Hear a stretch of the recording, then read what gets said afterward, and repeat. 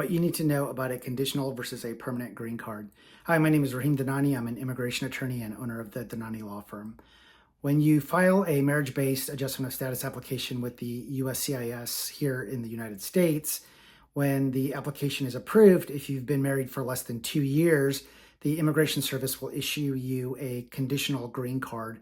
That conditional green card is good for 2 years, and there's a window between the 90 days before your card expires and the actual date that the card expires that you have to file an application for removal of conditional status, and you do that on a form I-751. The Immigration Service basically wants proof that you were in a legitimate marriage for that 2-year period before you filed for the removal of conditional status. And the way that you would prove that, in addition to filing the form, is both the U.S. citizen and the permanent or the conditional resident would file that application together, and both would sign it, and they would submit documentation that would show both of you have been living together in a bona fide marriage during that whole 2-year period.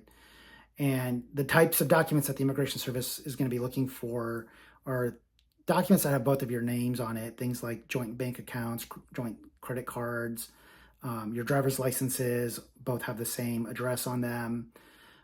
You're naming each other as beneficiaries in your wills, those types of documents that normally a married couple would have. And when you submit that application to the Immigration Service, if they're satisfied with everything that you've submitted and the information on the forms, they would remove that 2-year conditional status, and they would issue you a 10-year unrestricted green card.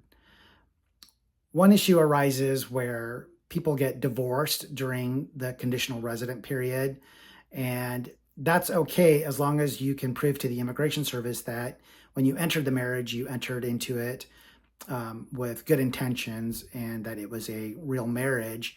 And normally they're still going to look for documents that show both of you were living together until you got divorced, basically. And if you can do that, then a lot of times the Immigration Service will forgive the not being able to file together as a married couple, and they'll remove that conditional status even though you're now divorced. And one thing to note about this is that normally, if you're still married when the conditional resident status is approved or removal of conditions is approved, then what'll happen is you can file for citizenship after 3 years, 2 years of conditional resident status, 1 year of being permanent resident with the unrestricted green card. So in 3 years, you could file for citizenship.